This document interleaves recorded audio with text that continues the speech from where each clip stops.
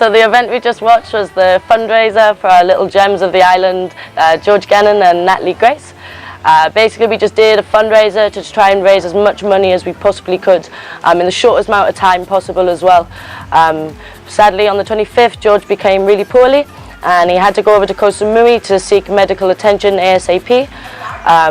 It rocked the complete island, it was a complete shock, and we sadly found out that George had tumours in his brain and we needed to try and raise as much money as possible.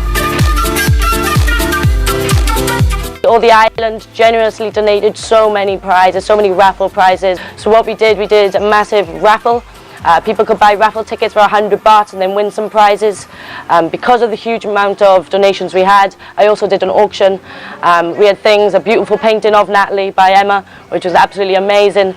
And we did dates for people around the island, so you could bid on your person to win your date with the donations that were given. A staggering 66,400 baht we raised in one night.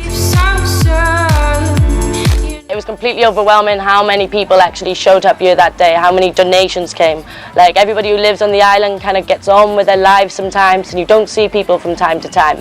But it's okay, and then when something like this happens, you just see the community just coming together, doing everything they can to help the locals and the communities on this island. And it shows that we are a massive family here, a really lovely family of Koh Phangan, and I'm really proud to call this our home.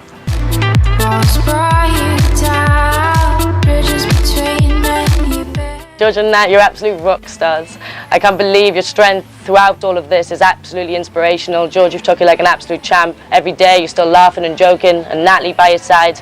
Like you two kind of look up to you guys. I miss you on the island a lot, but I'll see you in the UK very soon.